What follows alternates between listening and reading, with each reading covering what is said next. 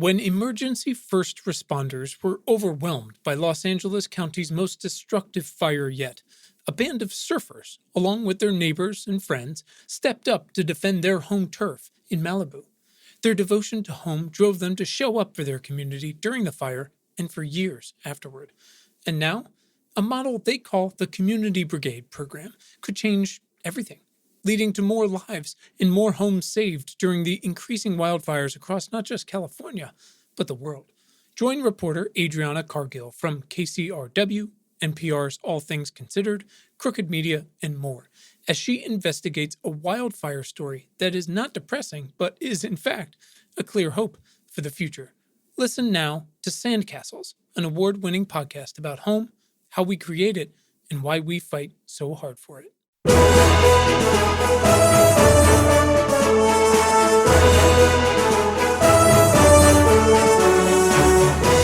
Welcome to Important, Not Important. My name is Quinn Emmett. And my name is Brian Colbert Kennedy.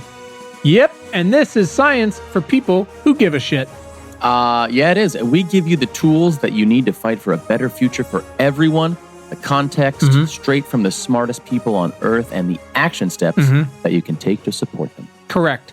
Our guests are professors, scientists, doctors, nurses, journalists, authors, engineers, occasionally the politician.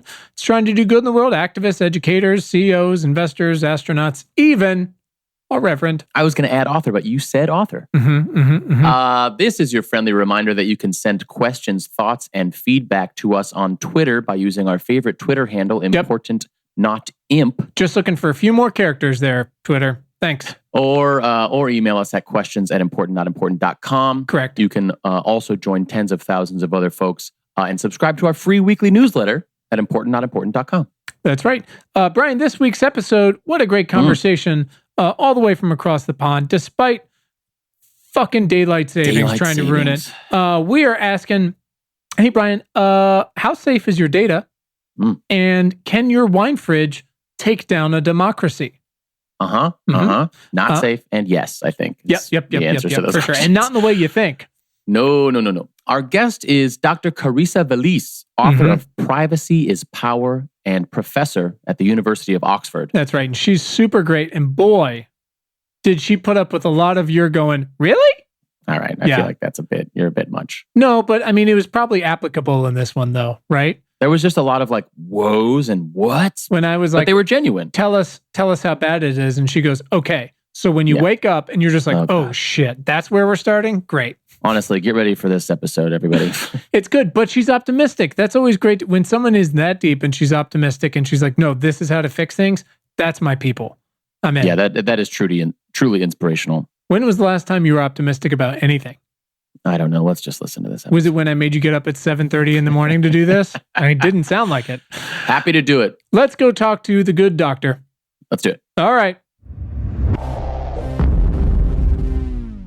Our guest today is Dr. Carissa Véliz, and together we're talking about data privacy and how taking control of everything from your phone, your computer, to your smart toothbrush could help save democracy and maybe the planet too, if we are lucky.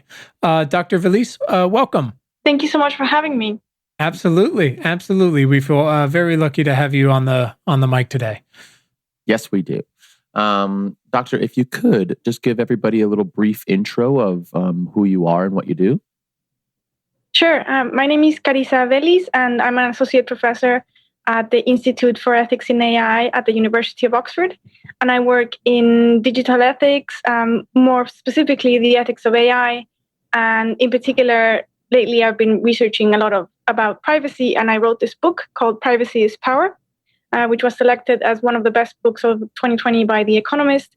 And there I argue that we should basically end the data economy, that it's too dangerous to sell and buy personal data for democracy, but also for individuals.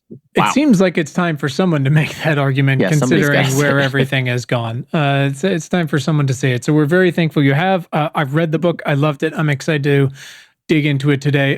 Brian, if you could just remind everybody what we're all about here, and then we'll do this. Well, of course. Our whole goal with this show is to provide some quick context for our topic at hand today. and then we'll dig into action-oriented questions and steps that we can do to help support the mission. Awesome. All right. So, Doctor, before we get going, we like to start with one important question to set the tone for this fiasco. Instead of saying, tell us your entire life story, as incredible as I'm sure that is, we like to ask, Dr. Véliz, why are you vital to the survival of the species? I think that everyone is more or less aware that there are lots of problems with tech. And we hear all these concerning stories about tech making us addicted and about tech having these and that consequence. But I don't think we realize that the source of all of those problems, or at least the vast majority of those problems, is the business model that is about buying and selling attention through the cultivation of personal data and the exploitation of personal data. And that is really the source of our problems. And therefore, it's the beginning of the solution to those problems. Yeah, I think that Wow. Makes my contribution. It makes a lot of sense. Again, I'm so glad.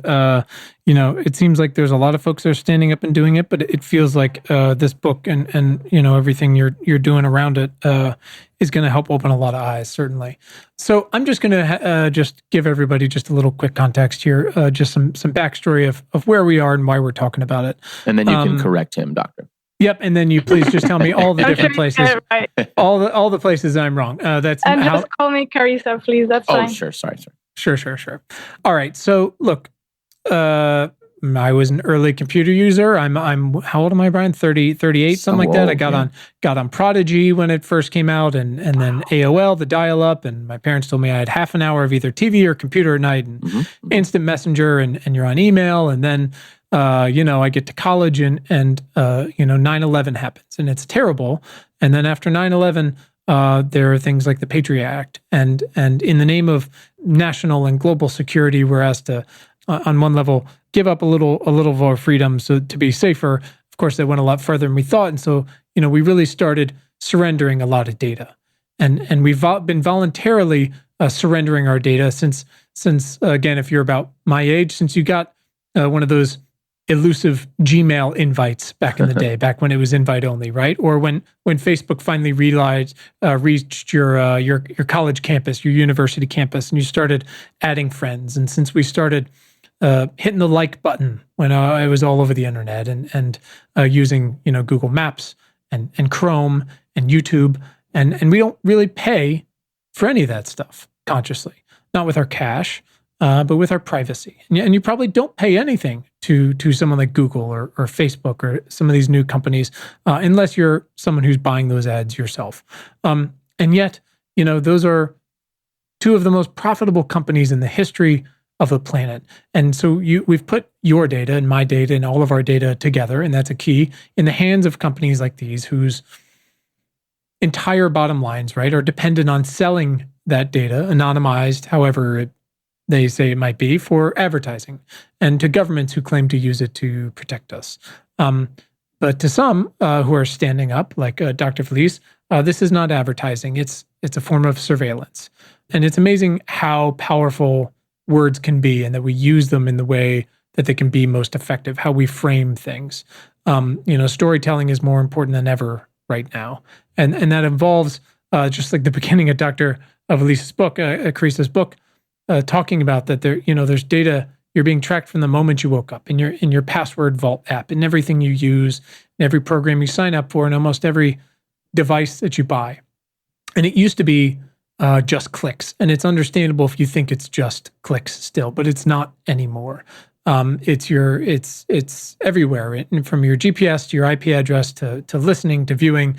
It's the Instagram ads for sweatpants when you've never consciously searched for sweatpants. These companies are not, full stop, interested in anything but growth. Not the truth, not your safety, but growth. And they live and they die by it. And that's their form of capitalism. And that's the end of it. But it can be different. And so that's what I want to dig into today is how to think about this, how to keep your data private, but more importantly, why you should, for yourself and your family, and for this whole experiment we call democracy and life on Earth. So, Carissa, just this week, Karen Howe published some incredible reporting on Facebook algorithms, a couple years of work, I believe. And she asks and answers the sort of holy grail of journalistic questions, right? What did they know and when? And to put it briefly, it's a wonderful piece, and we'll put it in the show notes. The answers were a lot, and they knew a while ago. And specifically in this case, we're talking about Facebook and political and societal polarization. And what's most damning throughout all of her reporting is it became very clear that anything that stood in the way of growth would go unfunded and unsupported. I'm curious, how does Ms. Howe's reporting line up with what you have discovered along the way in all of your work? I agree with you that it's a fantastic article, and I really recommend it. And it gives you the sense of how Facebook is not really a platform that's concerned with getting us to connect with each other or having a good experience. They are concerned just about growth. And the article makes very clear how they knew that their algorithms were worsening polarization, that they were leading to extremism, that they were having all these bad consequences, and yet they still prioritize growth. And that is a very common pattern these days. I think Facebook is one of the worst companies around, but it's not the only one that does that. And the idea is that the incentive is for you to be engaged for as long as possible, because the more you're engaged, the more you click, the more you see, the more you like, the more you scroll, the more personal data they can get out of you. And then the theory is that the more they can use the data to target ads, and that's very profitable for them. And at the beginning of the data economy, it didn't seem like having this business model was going to be so toxic. I can imagine how people were excited about a new way of funding a project that seemed really interesting, like, for instance, Google search. So I think at the beginning of it all, they weren't the evil guys. They wanted to make a project, they just wanted to fund themselves. But it just turns out that the most engaging content is the worst possible content you can imagine. The most vitriolic, it's fake news, it's hate speech. It's really the worst of the worst that really keeps us engaged and angry and wanted to come back to see what happens to the debate and so on. And the fault lies with them realizing that this was the case and not stopping and not prioritizing other things. And even to this day, not looking for alternative business models. And that's something that really worries me. For instance, in the case of Google, there is some evidence that as early as 1998, they were aware that a search engine based on ads was going to be biased, because the clients are not the users. The clients are the people who buy the ads. And that immediately inserts a conflict of interest. You said 1998? Yeah, so it hasn't been too long. Yeah. Jeez. Yeah, exactly. They published a paper about it, actually, in which they mentioned And the key then is that, in a sort of sliding doors moment, they proceeded to build that despite the warning. And, we're fairly generalist here and cover, a fair bit of great and not so great topics on the show. But it really reminds me of smoking and the tobacco companies and what they knew. And it reminds me of what the vehicle and the power companies, fossil fuel companies knew about emissions and climate change and what we've discovered from their papers. It's not so difficult to track this down, but what remains is the fact that they did it anyways. Yes, in the case of Google, they didn't want to do it at first. They want the Google search to be something like an academic project. But after 3 years or so, they were desperate because they couldn't get enough funding, and investors were becoming impatient, and they were basically threatening to pull out. And so it was very urgent for Google to find a source of funding, and they said, let's just go with it. Wow. They didn't start evil, like you said, but they kind of became evil. Yeah. And that's one of the lessons that we should learn from this experience with tech, that it doesn't take evil people to build an evil system. So I don't particularly think that Zuckerberg, for instance, is somebody virtuous. But at the same time, really, the system thrives because there are so many people who work for these companies without bad intentions, just kind of being one more nail in the system. And also because we cooperate with it. Now we know what is causing And it's our responsibility to rebel and say, "This enough is enough. This is unacceptable." Could you take a step back, take us through a day of being tracked? Some examples. Yeah, maybe some examples. So I know you did such a good job at the beginning of the book, and it's mildly terrifying, but it shouldn't be to anybody at this point. But I'm not sure Brian got a chance to read it, and I know your book isn't out in the U.S. for a few weeks now. But I wonder, you did such a good job in that first chapter. I wonder if you can give us some examples about upon waking up, the ways we are being tracked, and then being at work and things like that. You don't have to read from it, but just to paint the picture for people a little bit about how comprehensive this system is now. Sure. So while you are sleeping, if your phone is on, most likely than not, it's sending information from all the information you collected throughout the day, all your location and messages and all kinds of things to all the apps that you have installed in your phone. And as soon as you wake up, most people, the first thing that they do is check their phones. And that sends a signal to hundreds of corporations that you've just woken up. Depending on who you slept with and whether they keep their phone next to them, which probably they do, they can infer whether you're having an affair or not, or whether you slept with your spouse, or whether you are single, for instance. Then things get tracked, like whether you sleep okay. If you wake up in the middle of the night and check your Facebook, that might be a signal that you're not sleeping very well, and that might be interesting information for insurance companies, for instance. Jesus. Then, okay, you wake up. I know, it's really creepy. So you wake up and imagine you just turn on your TV to watch the news while you make yourself some breakfast. And if you have a Samsung Smart TV, for instance, and there are others, those conversations, the conversations that you have with your family while having breakfast, will be recorded and send it to third-party companies who we don't know who they are. But there have been some studies that show that just in 15 minutes, information gets sent to about 700 companies. I know, it's and we're bad. Just at breakfast. We're just at breakfast. Okay.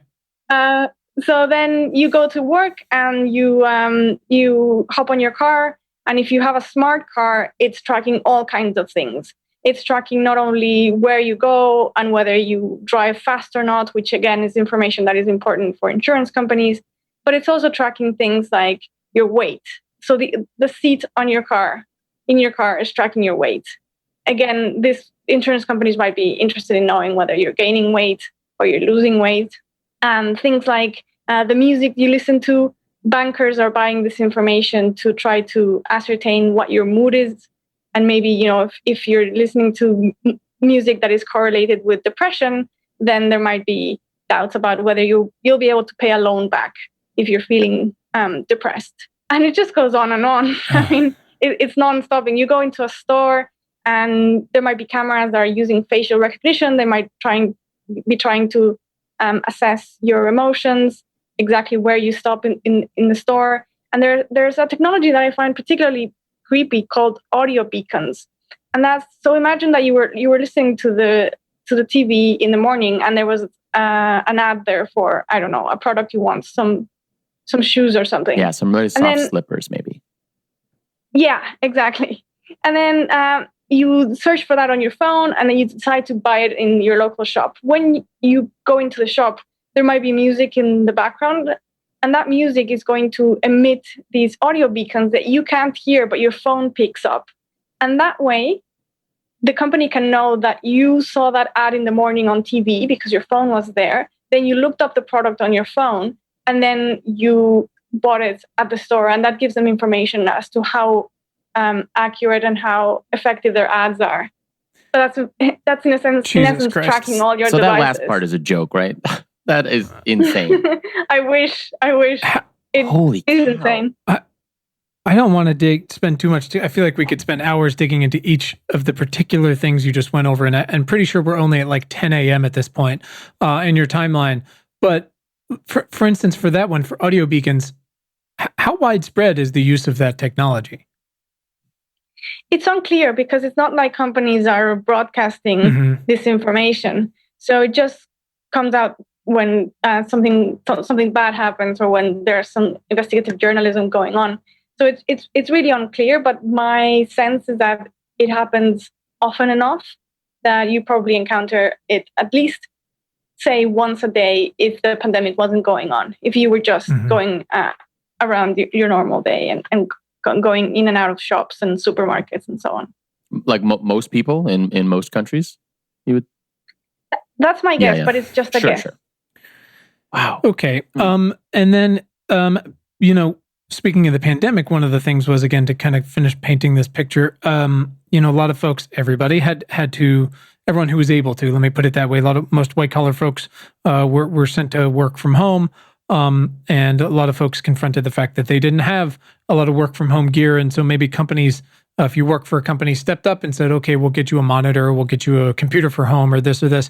Can you talk just for a moment about what it means to put really any data into a work device? That's quite risky. Technically, your employer is the owner of that device and they have full access to it, at least legally, and many times practically. So one of the things that we have been witnessing during this pandemic is that there's more and more spyware being used for the purposes of surveilling workers. And that goes for companies like Amazon, which is infamous for doing this kind of thing, but also just for other companies in which people are working from their home and bosses want to have a sense of what they're doing. And the problem is, of course, that there is no separation between the public and the private sphere when we use our laptops. We're using our phones and our laptops in our bedrooms. We are using email for personal and professional reasons. And it's really hard to separate those two. So once your employer gets access to that data, they really get much more data on you that they should have. And you had a very specific example, something that I feel like I've always tried to be conscious of, especially when I was working for bigger companies, which is friends and family and otherwise using your work email, contacting you through your work email and what that exposes. Yes, this is very risky. So for instance, if you work at a university, that could be if somebody asks for a freedom of information request, that all your emails could become public. And likewise, if you're using your work email and you work for a company, the company could access all your personal emails if you're using that and potentially use it against you. Got it. And it obviously, folks, the caveat being here that this applies for everyone in your household, just not yourself. And the way those devices and all that information interacts also can go a long way. So I want to talk a little bit because one of the things, I'm not a scientist. I'm not a data engineer. I'm not a data scientist. I'm not a doctor. Brian, not the time. We make very clear that we're not here to go deep into these niches. But at the same time, I was a liberal arts major. I can ask a lot of questions. I've studied and love to think about anthropology and sociology and all the reasons people do what they do and how economies and societies work or don't work. And so I was really interested in when you talked in the book about autonomy, because especially for instance, one of the main ethical principles of medicine, right, is autonomy, the ability for people to make their own decisions unimpeded by others. We actually have a very difficult time with that in the U.S., at least on the medicinal front, as far as end of life and things like that. But I think about it in the scope of data harvesting for whatever reason, and so I wonder about. With the pure volume of data that we input every day to so many different places, and this is a little bit like the whole is it fate or free will thing? But are we autonomous anymore if we aren't in control of what we see, and thus the inputs that go into our decision making? I know that's a little more philosophical, but I'm really kind of curious how you feel about that. So, of course, autonomy is a gradient. Sure. So more often than not, it's not that we're autonomous or we're not, but rather how autonomous we are. And there's a lot of concern that we are much less autonomous than we used to be. And that we have enough of an influence to, for instance, jeopardize things like, or at least, put into question things like free elections. Mm-hmm. And there's always been a very tight relationship between knowledge and power. And this is something that we have known for a long time. So, for instance, Francis Bacon famously argued that the more knowledge you have on someone, the more power you have over them. So the more knowledge companies have over us, the more they can try to influence our behavior and predict what we're going to do and act in consequence. But the reverse is also true. The more power you have, the more you can establish what counts as knowledge.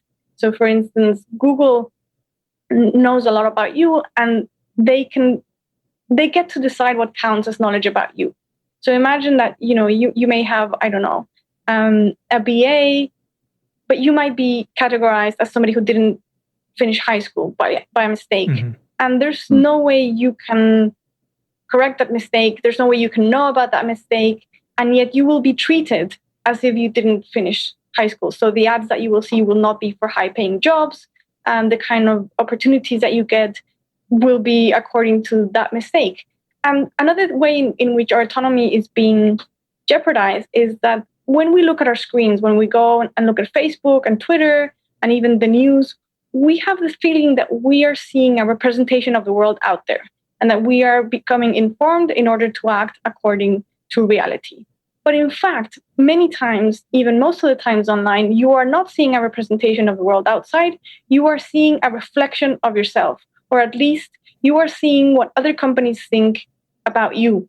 So if you see a very scandalous news, it might not be because it's true, but it might be because companies think that that's going to make you totally engaged. Right. Mm-hmm. And that's a real problem, because for autonomy to be real, for us to really be able to make informed decisions, and we have to be well informed. And if we can't get well informed because we're only seeing these mirrors of ourselves when we think we're seeing reality, that's a real problem. And it also, it comes into the fact that we are unable to have real discussions about things because there is no common ground. And I don't mean that in a sort of moralistic sense, but certainly that comes into it, but in an actual factual sense about what happened. We can go back to how, in court cases, eyewitness accounts are always a little tough because we're finding out more and more about how our memory works and how it doesn't work and how we can change things depending on the inputs later. But that also comes into play with data, and it can come into play with DNA, and it can come into play where we have this inability to come to a common place because we don't even have a fundamental set of first principles to start on, because those aren't being presented to us or being presented to us in an equitable fashion. And so I think about you talked a little bit about knowledge is power. I mean, America has so many examples of this. I mean, slaves, female slaves would be raped, and there would be children, and those children would be given the white slave owners' names, and their past would be erased. And that's made it so difficult for Black Americans now to trace their genealogy and where they came from and how they got here. And that was purposeful. But I'm also looking at what's happening today and going forward, and looking at sort of the people. It's a flywheel, right? The people with power have more autonomy than ever, if we're literally defining it, because they have more power over those levers that are defining what you see, as detailed in Ms. Howe's work and in your book, how they're constantly tinkering with these algorithms. But they also have levers over power over the politicians, right, through lobbying, because of the money they make. And that helps negate the idea of one person, one vote. And you've got Mark Zuckerberg that has special shares that give him more or less unchecked power. And yet we've got all these volunteers in the streets that are, trying to retain American votes, trying to make sure people aren't stripped for voter rolls. Meanwhile, the bottom of the iceberg is just being chipped away over and over and over. And so I want to try to think about how do we help citizens understand that's not just their credit score that's being threatened, that our ability to change democracy and to change the course of history is also at stake here. I think you're right. And one way to think about it is just to look at one very common practice in data science, and that is the creation of an artificial society. So the idea is that the data scientist has an avatar of every one of us. So it's like literally like having a little voodoo doll of you on their screen. And then they tinkle with it. So they show it an ad or they show it different kinds of content, and then they look at how they respond according to their own models. And then if they respond the way that they want people to respond, they try it on ourselves, on actual flesh and bone people. And then the idea is that you could influence society to an extent that you can basically design it. It's like playing God a little bit. Mm-hmm. That's the idea. Whether it works and to what extent it works is a different matter. But the fact that somebody's trying that should already be very, very alarming to us. And one of the reasons this is happening is because there's a huge asymmetry of knowledge. They know a lot about us, and we know very little about data scientists and companies. So one of the first steps that we have to make is correct that power asymmetry and that knowledge asymmetry. So on the one hand, we have to make sure that they know a lot less about us, and that's why it's very important to protect our privacy. And on the other hand, we have to learn a lot more about them, which is very important, which is why it's very important to read about these topics and get interested and understand better what's going on. And it's that last part that feels like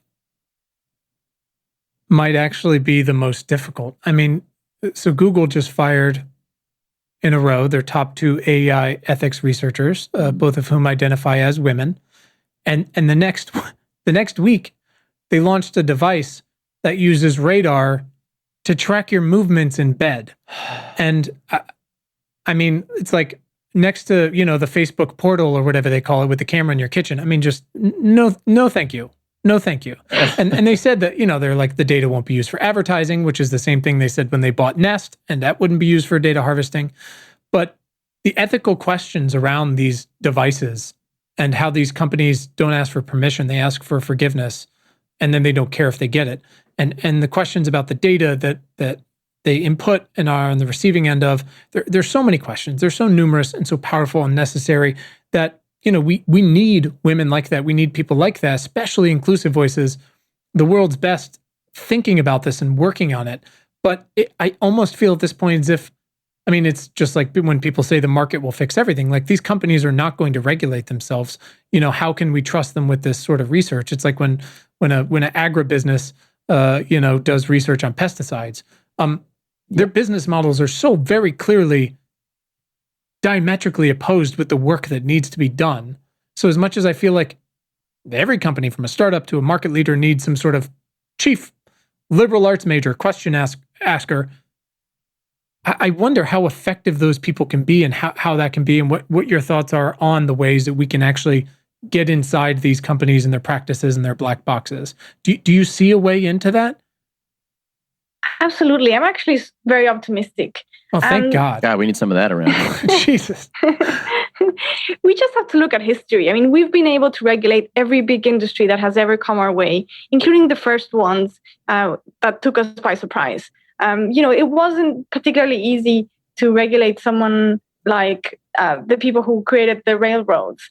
But we did it, and we regulated airplanes and cars and food and drugs, and now it's our time. So our ancestors took care of those industries, and now it's our time. And there's no reason why we're not going to be able to do this. And I think those measures are already being designed. Right now, there's so much debate about how to do it and when. And so, like 6 years ago, the conversations that we're having now would have been incredibly unbelievable.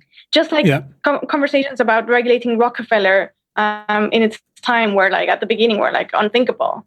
And then eventually it just happens.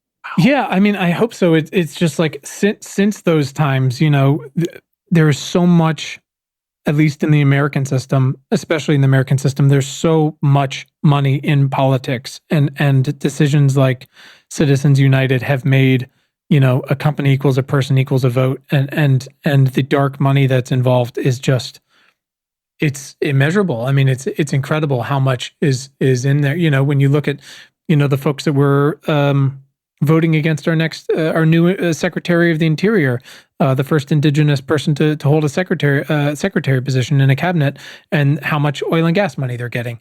It just seems like the hurdles are I guess, are much higher than they used to be, but maybe my context is wrong there.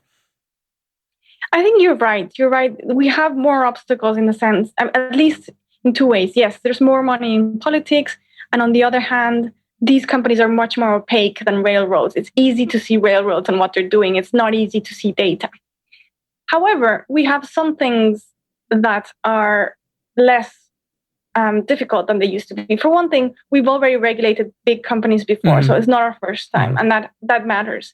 And another thing that I'm quite optimistic about is that many countries want to regulate these companies. It's not only the US, it's Europe, it's the UK, it's Japan, it's Australia, it's New Zealand. And we can use that. In the past, we were alone regulating our companies. But now there is a global society that is very, very much aware that we need regulation, and we should use that in our favor. Yeah, that's an interesting point. That, you know, these companies, so many of which are U.S. based, are so widespread now and such a part of global life that everyone is on board with regulating them in some way at this point, right? It's not just U.S. railroads. Exactly, and we will need that because data flows across boundaries and across borders. So we will need a lot of diplomacy and cooperation. It is the time to revive those old alliances that we used to have between Europe and the US. All right, well, I'm on board. Carissa, one thing I wanted to, try to wrap my head around is how, you know, some of the biggest companies of our time build products that are free to users, you know, and how those companies represent an enormous part of our stock market and our economy. And you know, it's because they've become such otherwise indispensable pieces of our everyday lives, but also because, you know, being free means growth has been just so easy. And because our outdated antitrust laws don't solve for that growth, they've just grown and purchased competitors, and, you know, are just unavoidable. And you know, a lot of that growth is dependent on our networks, right? On the people that we are connected to and with, because data isn't harvested in isolation, right? And every single time you share a picture of yourself or your family or your kids or your friends, which, you know, for me is 1,000 times a day for most people on Instagram, you know, it's used to train facial recognition algorithms, right? How are we exposing friends and family when we share our data? Because I'm going to need to know how to apologize to everybody in my life.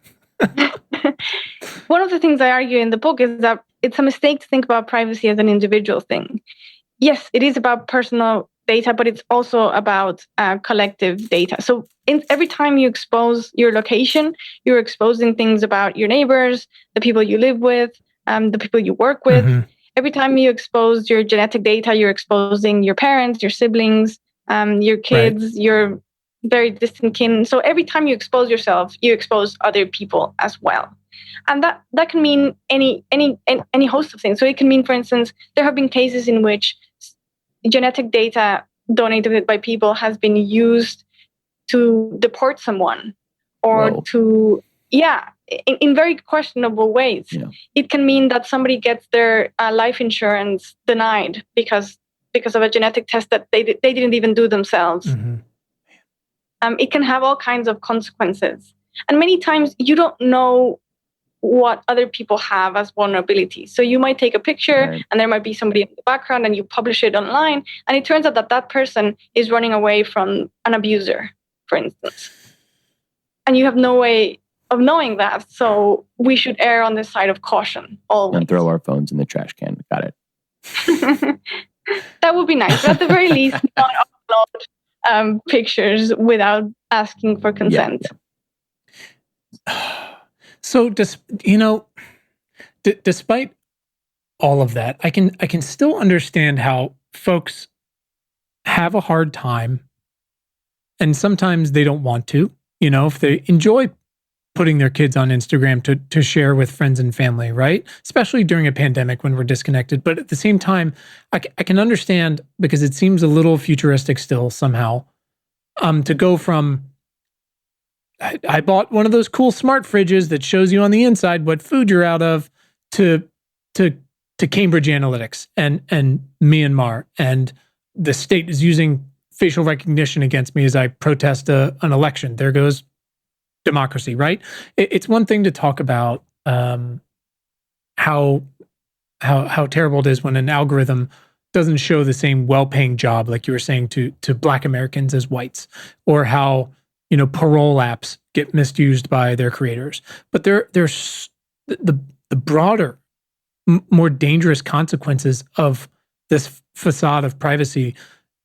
I think about, and again, they've done nothing to fix these things. Is Facebook feeds, YouTube recommendations, and the used to be cool seeming Google search results that pop up as you're typing, right? They take information you've given historically and the people around you and where you are, and they use it to anticipate the next logical thing you might be looking for.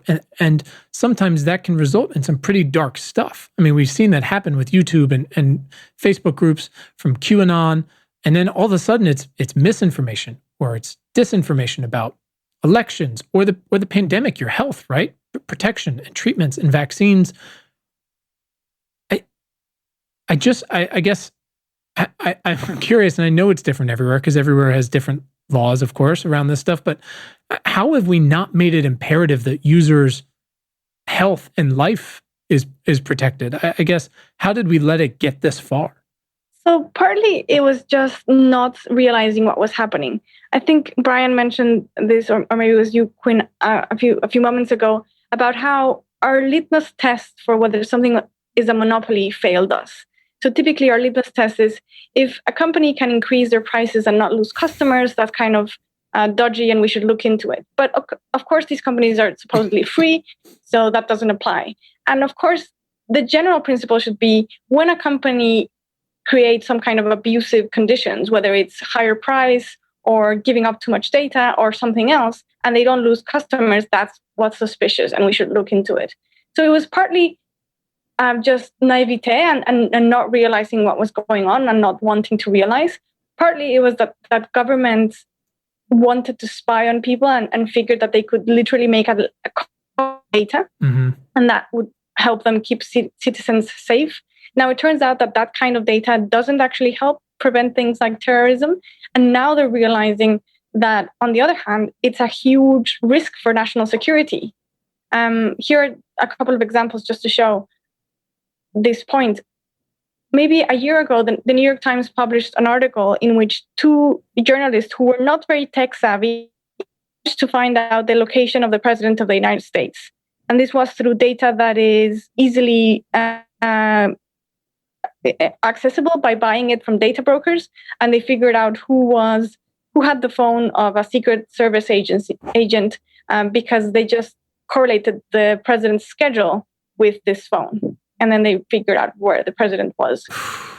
If the president of the United States is not safe from a couple of non-tech savvy journalists, nobody is, right. And the whole country is unsafe. Sure. Another example is hackers only need to hack about 10% of electrical appliances and turn them on at the same time to bring down the national grid. Now, just imagine that in the context of the pandemic, how harmful that could be. So having this system of collecting, the internet is insecure in large part to allow for the collection of personal data. And now governments have a motivation to change that because they're realizing it's actually very, very dangerous for national security. Well, it almost seems like, and we try to be very increasingly candid and transparent and where we can proactive about this, which is, we cover, a fair load of things from climate change to healthcare to things like this. And, when you see stats like, Black moms in Illinois are 6 times more likely to die in or after childbirth than white moms. And you go, oh, well, if it was twice as bad, that would be a disaster, right? But when it's 6 times as bad, you go, oh, that's because the system is designed that way. And it feels like, and please correct me if I'm wrong, that that's what you're saying about up to this point, that the system was designed to allow for this harvesting because the government wouldn't regulate them because they were doing it as well and they saw benefit in that. Is that correct, or am I off base? Yeah, that's correct. We built the internet to be really insecure so we could collect data, and the government had an interest in that, so they didn't do anything about it. And now we're realizing that our cybersecurity standards are so disastrous that we are in huge danger at the moment. I mean, I feel like we haven't even, I mean, look, again, you guys had Brexit and a bunch of other issues over there. Our capital got stormed a couple months ago, but I don't remember if it was the same week or the week before, but we had the, is it the SolarWinds hack that apparently was absolutely catastrophic throughout the federal government, to the point where they said it's going to take years to even figure out what was lost. And I feel like that's just buried in the news. It's true, and it's so complex and it's so unclear that we don't know what the consequences of that are. We don't know if Russians still have access to many of those systems. We don't know whether they changed anything. It's really, really quite scary. How could we be that unprepared? That is so wild to me. It is wild. I don't have an answer to that. No, I was just sort of asking the world. No, I think it's a complicated one. I think it was a little bit of by design. I think it's a lot of antiquated systems. I think it's a lot of budgets for that sort of things were held back. Look, if you're an IT person, installing stuff for hundreds, if not thousands of new people is a pain. So you always have to wait to do the newest technology because you have to make sure it doesn't break anything. So other things languish behind. And then it's, we always see the laughable headlines on CNN or whatever that the most popular password is 12345 or whatever it is. Yeah. Everyone does that everywhere. So it seems like it's a very comprehensive problem. But at the same time, Carissa, like you were saying, we have no idea what we don't know yet about the implications of what happened with that. And that's going to keep happening as we try to electrify our grid and bring things online and make smart meters more available so that people can use their solar panels and their batteries and their electric cars to feed back into the meter and get paid for them. But I believe I'm trying to remember, was it in your book, or I'm trying to think if it was in your book or an article I read by you where you're talking about how unsecure smart meters are. It seems like there's just enormous trade-offs as we go forward. Yeah, another reason is because at the moment, companies don't have enough of an incentive to have good cybersecurity because it's very expensive, it's invisible, so we as customers don't appreciate it because we don't know how to. We roughly know what a good door looks like. We have no idea what a good cybersecurity app looks like. And if something goes wrong, usually the company gets a free pass, and the ones who bear the brunt of it are citizens or the government. And that's why it's something that has to be regulated by the government, because companies will never do this on their own. They have no reason to do it. Right. Everything sounds great. She said she's optimistic, Brian. I know. I'm so sorry. Come on. I got to get on board with your optimism. Sorry about that. Let's do it through action here. Exactly. Carissa, so, our entire bread and butter on this show is helping people understand, how to think for themselves about what is happening in science and what exactly that they can do about it. And we call those like our action steps. Yeah. And we really work to make sure that they're reputable and effective. And for every topic like this one, we try to build a portfolio of action steps that people can take to improve the world, but also for themselves and their families and their investments and companies to really create systemic change. So let's get into that, and let's start with the personal level. What are the most effective personal privacy action steps, moves that people can take right now? There are many steps. One is just choosing privacy-friendly alternatives. So instead of using WhatsApp, use Signal. Instead of using Gmail, use something like ProtonMail. Instead of using Google search, use DuckDuckGo. There are all kinds of friendly alternatives out there. Another thing that people can do, and is very important, is to choose the right devices. If you choose a device that is made by a company that earns their money mostly through personal data, you know that your data is going to be collected. There's a conflict of interest there. So choose a device from a company that earns their money selling hardware, not through selling your data. Another important thing to do is to contact your political representatives. Tell them that you were worried about privacy, ask them what they're doing to protect it, pressure them. that has a huge impact. Something else you can do is to write to companies and ask them for your data and ask them to delete your data. Even if you fail, creating that paper trail is super important because it shows regulators once, there's a problem that you weren't consenting and that the company didn't act like they should have. Interesting. Yeah. Yeah, that's super compelling. As vis-a-vis calling representatives, we try to help make it specific for folks. Are there specific, and our listeners are about 70% US and the rest is kind of split between Europe and Asia and South Asia. Are there specific bills or things like that are in play that we should be speaking about? So at the moment, there are a few being discussed, and it's unclear, what's going to happen in the near future. But in general, in the US, for instance, now is the time to pressure your political representatives to try to come up with a federal privacy law. That is the challenge right now. Okay. Maybe we'll talk offline if there's any other folks we could that you have recommendations for we could talk to about that who are in it. And working on that. That's do you have any, and it's totally understandable if you don't want to go on the record about this, but if you have specific recommendations for, like you were saying, companies that are not in the business of selling your stuff versus basically like, are there any specific good guys or bad guys as far as this goes? I hate to simplify it that most, but I'm trying to, help people think through this, because when they walk into a Target or a Walmart and things are half off and the TV looks great, it's a hard one to persuade them to do otherwise if they can save $400 or $500. Well, one way to think about it, I mean, just do a search. The bad guys are pretty obvious, and the good search guys. For bad guys. On it. Yeah. Bad guys tech. I'm sure they'll come up. Right. One way to think about it is that, okay, you might save $400 now, but you're going to pay for it later if you get discriminated against, if you get denied a loan, get denied a job. Yeah. So you're not actually saving money. It's more an illusion. Could you tell the story from your book about the smart TVs and the sort of the language behind them as far as what information they're collecting or when you think they're off and they're not off? Oh, yeah.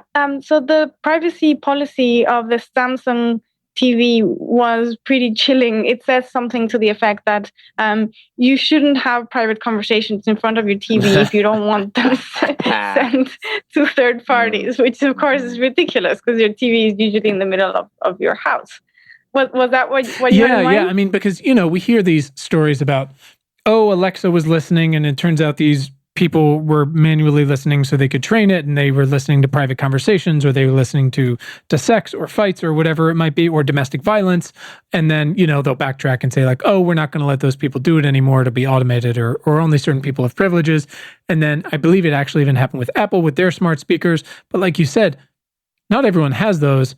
Everyone has a TV, and these smart ones like Samsung or Vizio or whatever it might be, they're in the middle of every home. The index on how many people have a TV, what percentage of people have TV is pretty high. So it seems like, should we just not opt to connect those to the internet? I'm just... I certainly don't. And one good idea is to buy stupid objects instead of smart ones.